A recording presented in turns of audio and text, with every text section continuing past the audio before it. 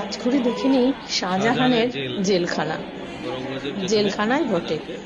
এখানে সম্রাট শাহজাহানকে তার পুত্র ঔরঙ্গজেব শেষ বয়সে বন্দি করে রেখেছিলেন। আরামের কোনো অভাব ছিল না যদিও বা, তবুও ছিল বন্দি দশা, নিঃসঙ্গতা। এর ভিতরেই একটা মসজিদও আছে, যেটা মিনা মসজিদ নামে পরিচিত, এবং এটা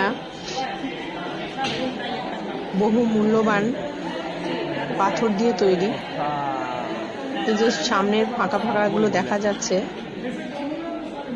সেখানেও আরো অনেক মূল্যবান পাথর ছিল যেগুলো ইংরেজরা নিয়ে গিয়েছে।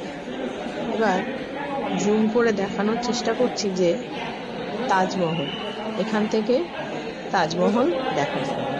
সম্রাট শাহজাহান তার এখানে বসেই তার প্রিয় পত্নীর সমাধি দেখতে পেতেন।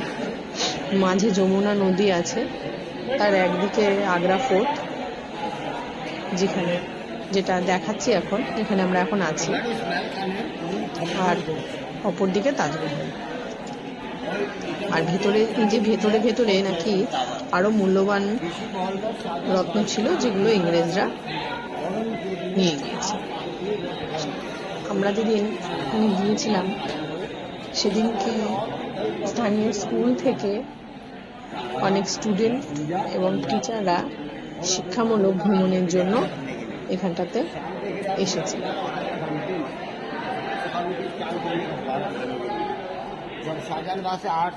আর এই যে জায়গাটা দেখা যাচ্ছে, এটা প্রাকৃতিক উপায়ে ঝর্ণার ব্যবস্থা ছিল ওখানটাতে। বৃষ্টির জল এসে ওখানে পড়লে সেখান থেকে ফোয়ারা হতো, সেই ব্যবস্থাটা করা ছিল।